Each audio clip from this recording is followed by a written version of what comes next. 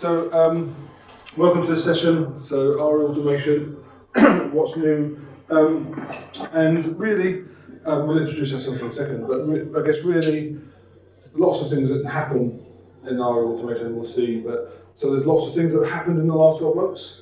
We're not going to cover all of them, but if you do want to ask anything afterwards, then we can talk about other things, but so we're going to talk about our top 5. So just by way of introduction, I know a few people here. So my name is Crystal Lewis. I'm a pre-sales technical consultant. Sorry. I'm working for the cloud management business unit. So I work in the UK and I'm purely focused, mostly focused within financial services, but I also, my sins do other things as well. So, Michael.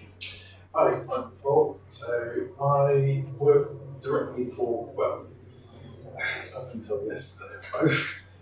Goodness knows now. But I work directly for the product unit that basically makes ARIA automation. So I handle technical marketing for various parts of ARIA automation, orchestrator. And yeah, my job to try and help enable and educate people in the field. Chris, also some PSO brethren, TAMs, people like that, as well as produce materials that are consumable by user customers. Okay. So, how many people know what ARIA automation is? Because I don't have any slides that say what it is, but I can talk about it. So if everybody is okay, we'll carry on.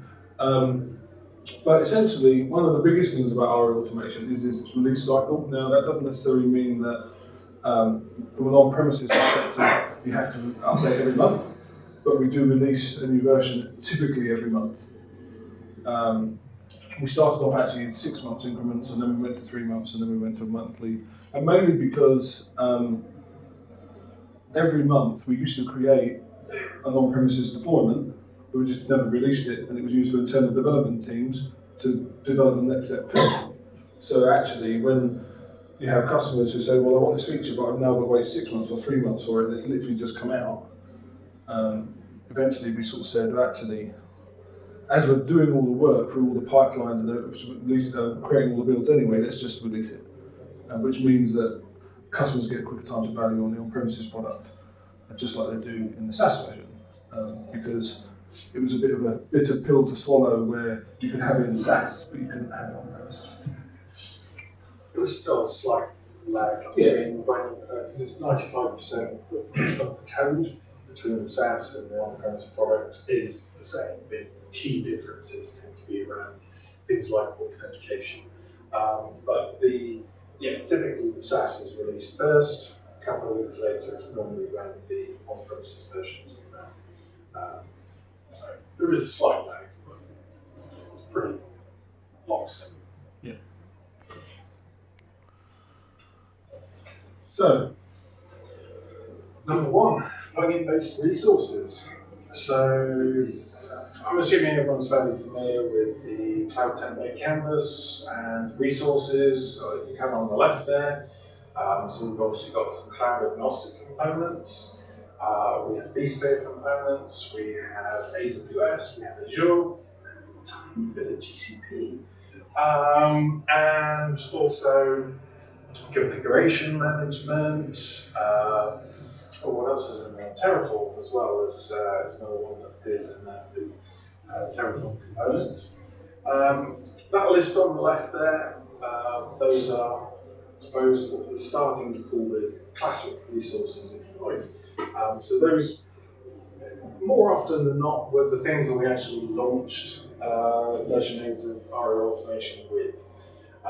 Now, in particular, and something that Chris is going to talk about a bit more in the next section, we found that this list was basically a bit too static, not growing, difficult to maintain perhaps. And so we are gradually introducing plugin-based resources. So basically, these plugin-based resources are allowing us to rapidly add different resources that can be consumed on the campus and in the cloud templates, and hopefully eventually allowing us to introduce more sort of data actions related to these as well. And we're doing this using a plugin-based architecture. So basically the challenge, as I've maybe outlined, is that with our classic approach there, we might get, for example, a change in the API or capabilities of a particular resource. It might get documented, or there might be some customer demand that's kind of driving the need for us to get that updated and reflected in our automation. Then it has to go through the process of being prioritized by product managers, developed, tested, and then go through the release cycle of actually sort of packaging it up, testing it, preparing documentation, stuff like that. And as you can imagine, actually that can take a little while.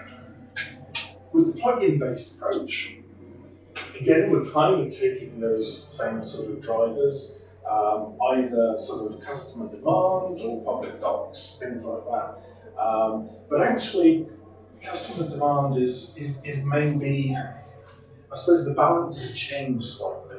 We're not focusing just on customer demand to be able to provide these, because what we're actually doing is separating out the development of the core product from the development of the plugins. So now plugin development can be sort of prioritized separately from core feature development, and that allows us to release updates to plugins, and those updates to plugins will then basically allow the product to be updated without having to go through the release cycle. So, okay, yeah, it's a bit of a win for us in a way, because it makes it easier for us to update support for different resources in the product, but hopefully you can see how that will also be a benefit to people who are actually using ARIA automation as well. So, as an example, if we look at the classic resource from AWS EC2 instance, and this is based on properties from like May of this year. I'm going to update this every month. But these were the properties we kind of offered up with that classic instance resource definition. So I can't remember exactly how many are there, but it's a relatively limited number of properties that we expose. And if you wanted to add a new one, we'd have to go through a whole develop cycle just to add a property. And yeah, basically, it would require a development and a release cycle of ARIA automation in order to be able to make any sort of changes.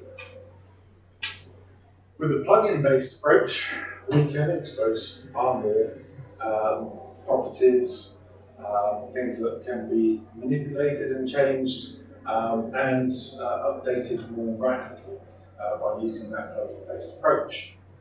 So certainly some things that actually customers have been asking us for, like CPU threads on the core, as you can do with the vSphere resources on your cloud templates.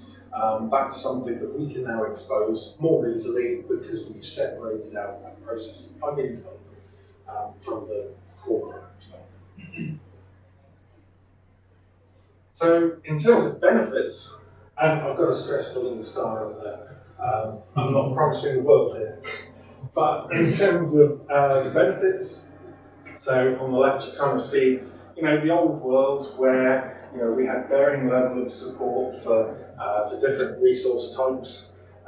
With the plugin-based approach, we can basically extend it as far as we need to, make sure that we've got all the common bases covered, and even introduce support for new resources, potentially different cloud platforms, for example, Oracle, Alibaba, for example, some other cloud platform. Something that we're certainly working on at the moment is the NSX Advanced Load Balancer. So that will be one of the plugins that's going to be released at some point in the near future. Additionally, and again, it's a future development, not necessarily a commitment or in any particular time frame. But custom plugins could even be created and written by customers, by partners, for example, to expose certain extra resources as consumable objects through the cloud templates. So either those plugins could come from a public repository, or they could even be stored in a private artifactory, potentially in the future, with a mechanism to manage those plugins that eventually be exposed through the product as well. So that obviously opens up avenues for different solutions. So it could be backup solutions, could be some other really wonderful cloud, could be some sort of service or object exposed by a managed service provider, for example. But you know, the list is potentially limitless in a way. So very quickly, I've got to explain something that's different about the way that these plugins work. So it comes down to the allocation process, the process by which ARIA automation receives a request from a user to provision some resources from a cloud template, and how it actually determines where those resources are allocated and provisioned.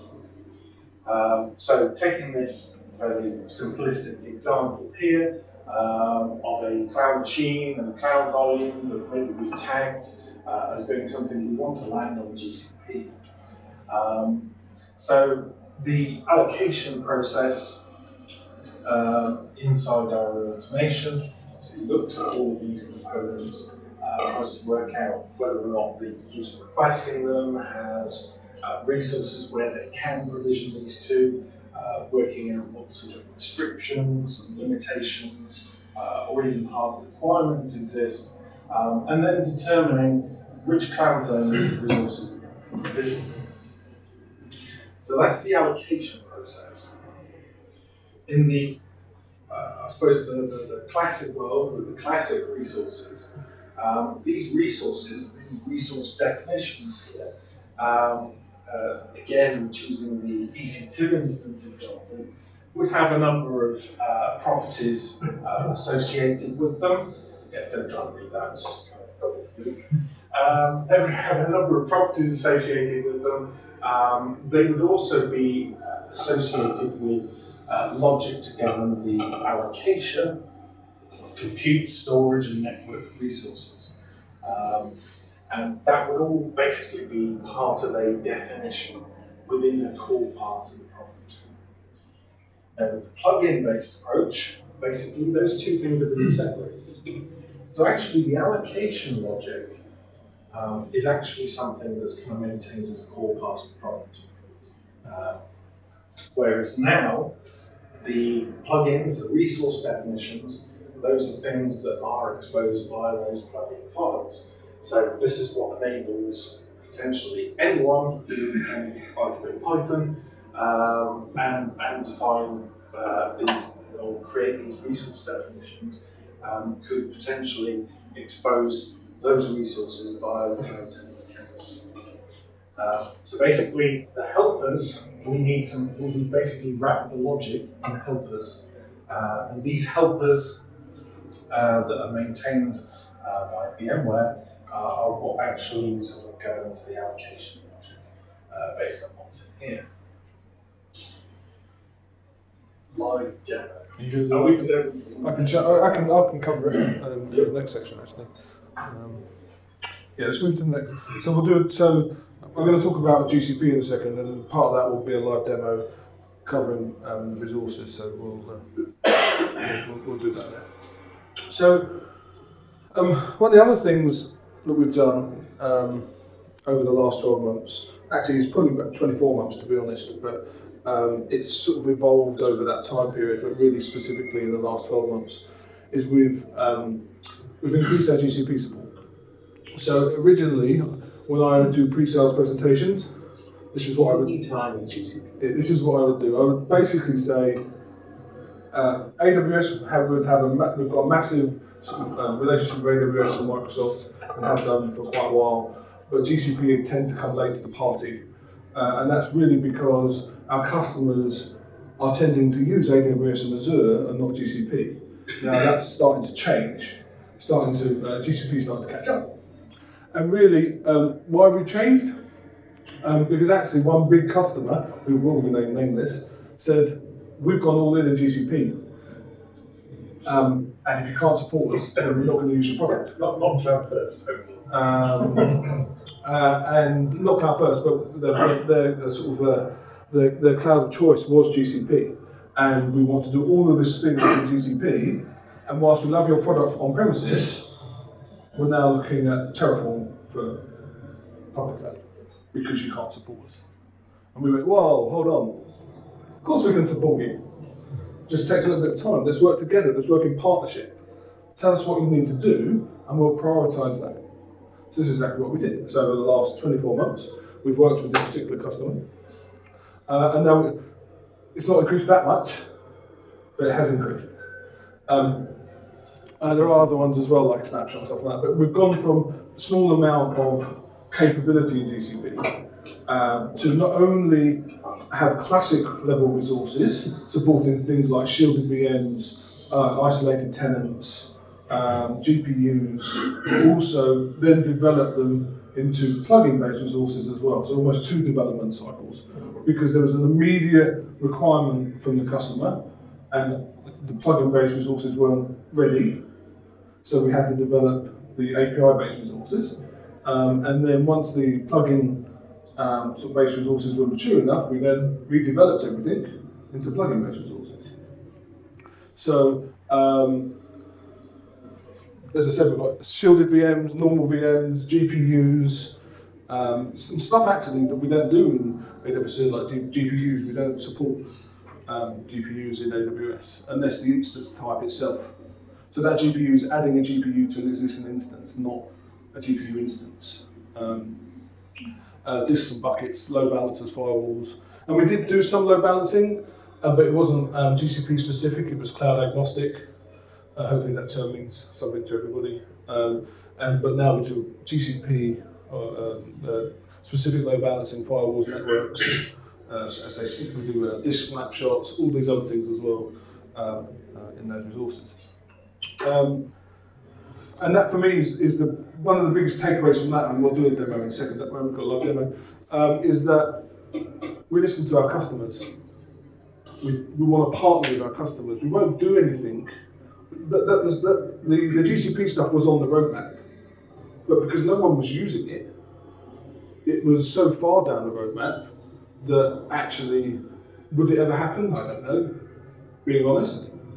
But because someone came along and said, well, actually, we can't use your product, and not necessarily, it wasn't about buying the product, we already owned it, but we can't use it, we can't consume it in the way we want to because you don't support what we want to do. So we're now looking elsewhere. And that was a major red flag. And we had we had Poore on the phone talking to the customer saying, not a problem, we're going to support you. And that kicked off a whole development cycle dedicated to this customer around partnershiping around the consumption of GCP.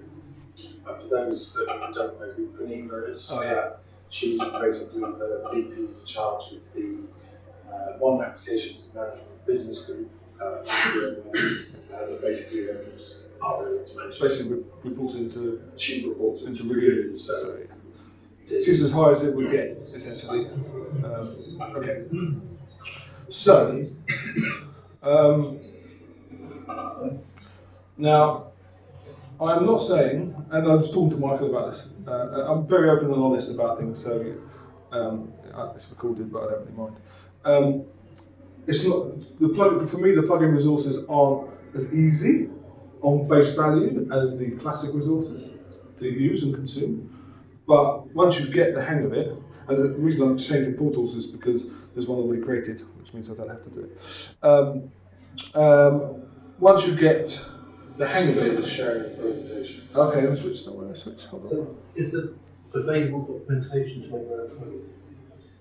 I believe that's coming, because at the moment there isn't the mechanism for you to import that plugin available in the product, at least not in a supported or exposed way. Next quarter. I won't be drawn. Yeah.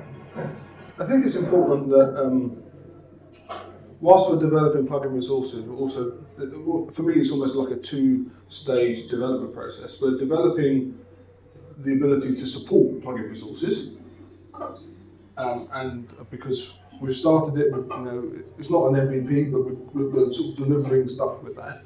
But as we, and that plugin support development is part of the product. And at the same time, we have other teams developing plugins that will use the support. So we have to wait for things. So when we started, we had to. The whole point of plugin resources, they're treated like the traditional resources, because your custom resources aren't. Custom resources aren't subject to allocation. They're not subject to custom sort of the naming policies or anything like that. Whereas these plugin resources are essentially treated like they're standard canvas objects. And that's the difference. Correct me if I'm wrong. A lot of the focus has been on creating the architecture for the plugins to sit in and addressing certain urgent customer use cases. Longer term, there should be facilities to be able to manage those. Because at the moment, the plugins are updated still when you update the solution. When you update our automation, so that's when the plugins get updated. You can't manage versions, but eventually there will be that capability. Yeah. So I'm hoping, and I don't know, Michael probably can't say if he does, but I'm hoping a bit like the IPAM provider, where you can add your own IPAM provider and update that independently. That and a bit like, maybe not as far as, but a bit like the orchestrator plugins, where you can install your own plugins by third parties. Then I'm hoping we're going to get somewhere towards that in the long term. So let's actually just come out. So if we have a look at what it did look like, first of all.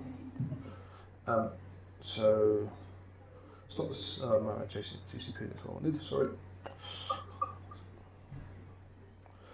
So in the old world, with the traditional classic resources, this is what it looks like. So you've got, and these are actually agnostic rather than GCP specific, but these could be easily GCP. You've got your front end, you've got your SQL Server, you've got your load gen, you've got your network. Now the next one's slightly different, but all of your allocation is done via constraint tags within these particular objects, rather than using helpers. Whereas in the new world, what you're going to get, whether you like it or not, is, and it's called Flagman because that was the internal project name. We really need to change that. Yes. So this is a compute resource. This is a storage resource, and these are the allocation helpers. So this is the allocation helper for deployment, but you're using the same allocation helper for both storage and virtual machine. So this is basically your cloud zone. Where am I going to put stuff? You've got image mappings for your virtual machine, but saying that this arrow here is basically not connecting it, it's saying it has to happen before I do my disk. And this is custom naming, has to happen before I do anything else, and so on and so forth. So the only thing that's linking is actually this allocation, but all of these things need to happen before I can name my virtual machine. I can choose a flavor, I can choose an image. I don't know what that allocation does, but because that's Network. might be network. But what you'll notice as well is the constraint tags have moved the resources themselves actually into the allocation helpers. So that's where that's one of the key differences is that now those constraint tags are living on those allocation helpers instead of using. So I'm going to do it from this canvas, but from an end user perspective, a consumer perspective, nothing changes. So if I was to, I'll probably get told off for using this portal, that's fine. You still get the same inputs, even though the back end is slightly more complicated. Again, it's no more complicated than moving to infrastructure as code. So when we went on that journey from 7 to 8, where suddenly it wasn't click, drag, drop, connect, and fill out boxes, it was let's write some YAML code. That was like, well, that's a bit complicated. But actually, the shift from the classic resources to the new resources is less complicated than that initial step. And actually, the helpers are just, again, here is resources. You can see them here on the canvas, so they can just be dragged and dropped, connected fairly simply as well. So we've tried to make it as easy as possible, even though Should we change the amount of code you kind of end up with is. Do we need to change the password to Broadcom Wombat now? Broadcom Wombat, yeah. So we can deploy that, and again, it goes through all the same sort of allocation and very much in the Blue Peter style. Here's one I prepared earlier. If I go back to my deployments, So it looks a bit more complicated. We need to, I think it's that button there, is it? Reorganise? No, it's the other one. To right. Oh, this one here. No. Is it? It's not working. So again, it looks a little bit more complicated. All you're really interested in is these two resources. And really we should have a button that maybe hides this stuff. But it's a user interface update for you. So these are the two main things that are interesting. This is the thing that you're going to do data actions on. So whether that be, I don't know if there is actually on a disk, just delete. And then on machine, again, the same sort of things you get with a classic resource. Because it's GCP, there isn't a massive amount. But it's not changed the way you view things, it's not changed any of the sort of like the history you see or anything like that. It's just literally the way where provisioning has changed. And we're moving into, frankly, it's the IDEM-based plugin solution. So the IDEM is our open source project that was acquired during the Salt acquisition. Any questions? So it is the future. Everything is going to be moving. It's only public cloud resources right now. So if you're not using public cloud, you can ignore everything we've said for the last 20 minutes. But eventually it will come to vSphere as well. And eventually it will come. And like I mentioned, certain other VMware solutions will be exposed via that plugin. Yeah. It definitely makes the life cycle of an object a lot easier. Because you haven't got to worry about workflows or anything like that. It's all done via this IDEM plugin. Conscious of time.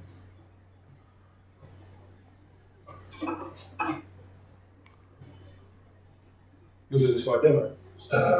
Yeah. You want to log into the portal machine? I'll use yours. Yeah. I promise not to do it. That's fine. Right, custom form version. Does everybody know what custom form is? I'm glad you asked that. Yeah, good. Custom forms, basically something we kind of layer on top of the default presentation you get when requesting resources via a cloud template to make it look pretty, give users a more comfortable feeling, and maybe even just to guide and make sure that actually we're getting sensible information across it. Something that's been often requested by some customers has been the ability, as well as being able to version the cloud templates, to be able to version the custom forms that you can have on top of these. Has everybody felt the pain of having a cloud template that you then change? Yep. And then your form doesn't fit? Yeah. This is fixing that.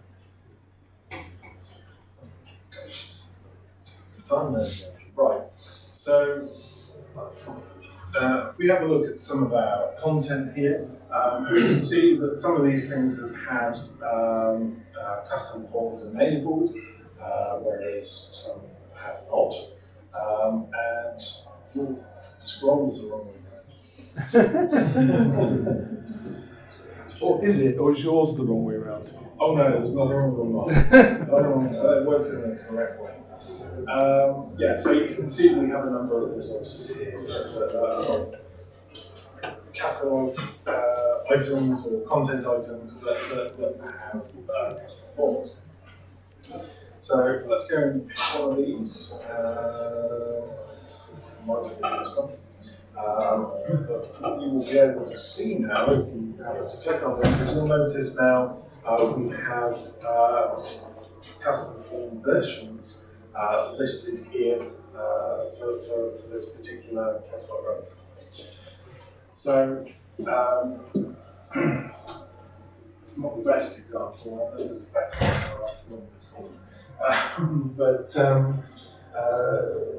We basically now are able to create different versions of custom forms and associate them with specific versions of content items.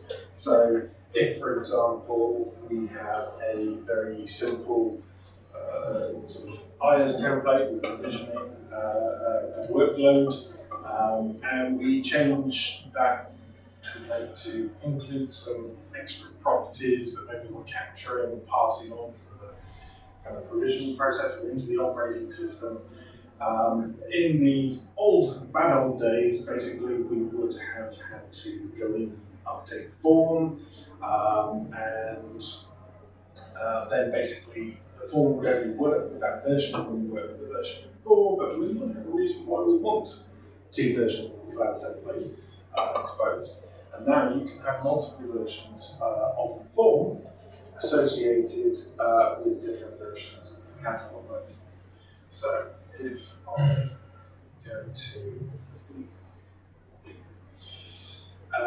I go to customize the form here, you can also see there is now a version history associated with the form, which we can go and inspect. So we can actually, like with cloud templates, we can look at the differences between these. We can make sure that the custom form actually marries up to the version of the content item that we have. So as we're going through that journey of sort of crawling, walking, and running, and adding, I wouldn't say complexity, adding functionality to our cloud templates, offering additional cloud templates, we're able actually now to kind of bring the custom forms along that process and actually version them in the same sort of way.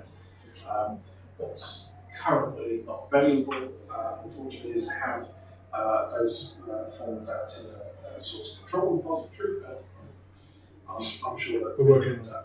Yeah, that's probably somewhere in the road. I was going to go through a whole demo of showing you how you do it, but there's a recording online. I'll have to take my word on that because we're running short of time. Any questions? It's a really simple process. Again, it's literally exactly the same as you would create another custom form. You're just associating it with a different version of the content. And to be honest, I don't know that many customers that have different versions of content. They tend to build new templates, but that may be because they can't have different versions of the form. So maybe that would change behaviours, maybe it won't. Cool. So custom naming. So custom naming tends to be the bane of my life. So we started with ARIA automation, the artist form known as visualize automation, 8.x, with a standard naming policy that essentially did most things. But as we evolve and as people evolve, and the way they use it, there are some good and there's some bad things about that policy settings. So the good things is you can assign it for a project, which is great. And you get all those sequential numbers across a resource. The bad news is that if you have more than one project, you have to have more than one template. So if you've got 4,000 projects, you have to make that change 4,000 times. doesn't seem that great to me. But then also, what would happen is that naming convention would, because it's across all resources, depending on where the virtual machine or the network or the security group landed, you'd get unexpected results, because you might think that your virtual machine would be called VMO1 and then VMO2 and VMO3, but actually it would be VMO1, Network 02, VMO3, Security Group 04, VMO5. And you think, well, why have I got 1, 3 and 5 and not 1, 2 and 3? So it can be a little bit arduous. Now, lots of people don't use the custom name, and I think it's pretty good. Or in the new world anyway. Because obviously it doesn't necessarily always fit into the corporate standards that you might have to adhere to.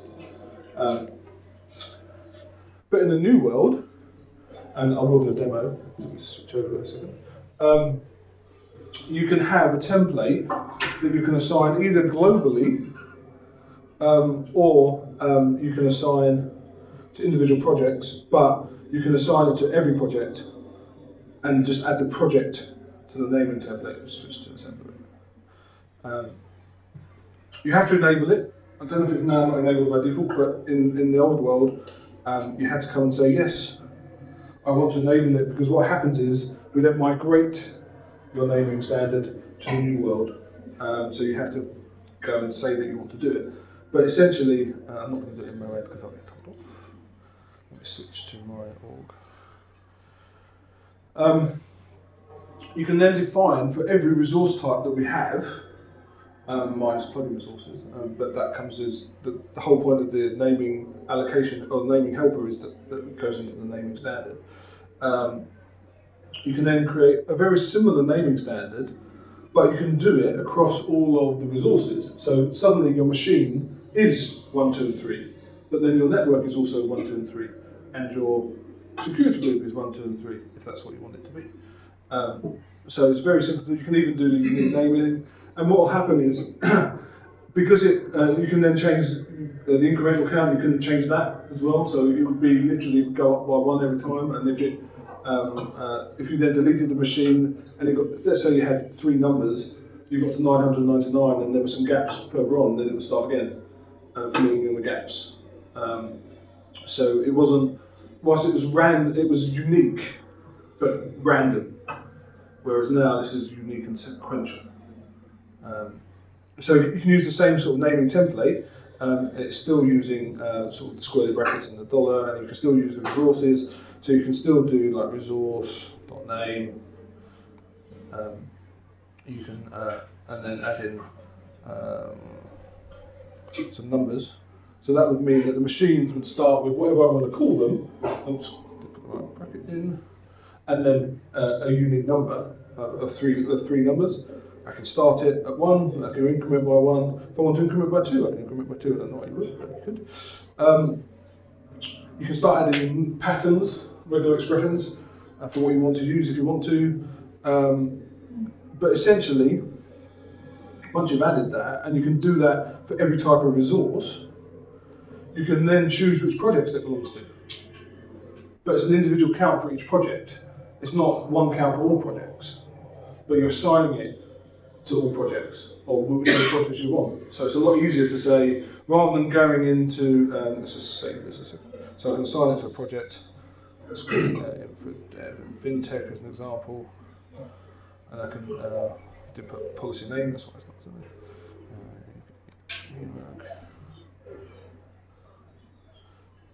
Now suddenly, in the old world, you'd go into projects and you would go provisioning, and then you would put your naming here.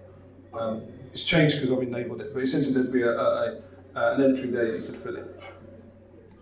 And now, if I went to for dev and then provisioning, it should now tell me that I've got this policy that I'm using, and any patterns that I might have.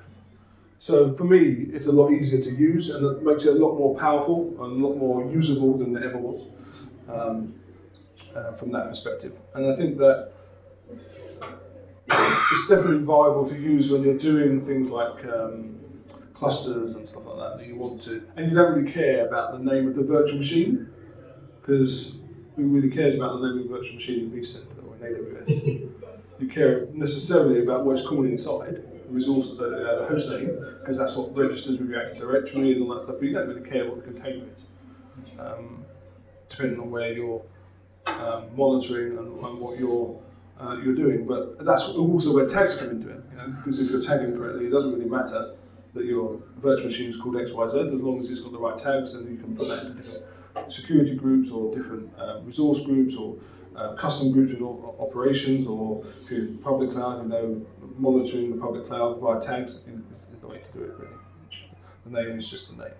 And this comes in quite handy. Well, certain customers I've worked with in the more recent past, and those actually had a separate service for host names that generate unique host names, and we actually had to tap into it from ARIA automation via extensibility to give them a request from host name. This would get rid of it.